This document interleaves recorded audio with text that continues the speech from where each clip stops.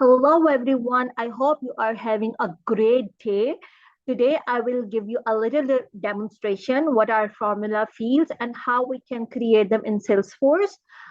Okay, so this is the first lookup after signing up of your Salesforce org. If you go back to our previous video, we have already learned that how we can create custom fields and objects in Salesforce. So we will just jump onto the custom field that we have created in our previous video. So I'll go to the setup and I'll click the object manager on the left side, and I'll just write student on the quick find box so that I can see a student object. We will click that. We will go to the fields and relationships. We will click new. So because we wanted to make our formula fields, so obviously for our field, we will use formula as a data type. And we will click next. Okay, so you can write any formula. For example, let me explain what our formula. For example, if you want to calculate something and you don't want to enter the amounts or anything manually, you can just write up the formula. For example, if you wanted to calculate something automatically and you don't want to enter the amount or data, manually. So you can just create formula fields in the Salesforce, which is fantastic. It gives you an automation and it saves your time. And then I will write the label as total amount. So because I wanted to calculate total amount, sorry for that, total amount. And then obviously you need to tell the Salesforce what should be the data type. You wanted to show your formula in the checkbox, you wanted to show your formula in the currency, how will be the return type of your formula. I wanted that currency, or you can just enter the number. Both will be accurate for the formula that I wanted to calculate, but you can decide on based on your formula. So for me, for my case, I can either choose currency or I can either choose number. But for now, I will choose currency because we are calculating total amount. And then I will click next. So now over here, you have to write the formula. Obviously, in order to calculate the total amount, you need a formula.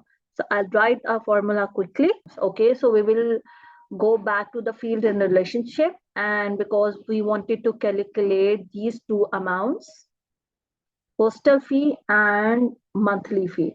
So you need to write the API's name. Don't forget that you need to write these API name in order to make a formula. So we will just copy and go back. So we wanted to calculate hostel fees, and then we will just write plus and then monthly fees. We will copy the API name and then plus and then monthly fees.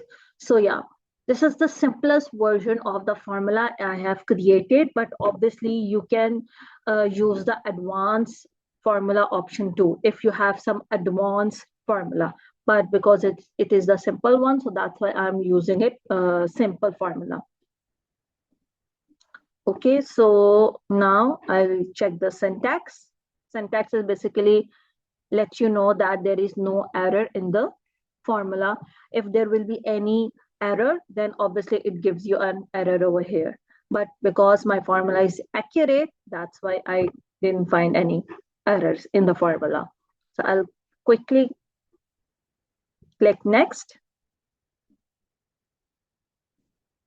I want it to be display on each user's profile.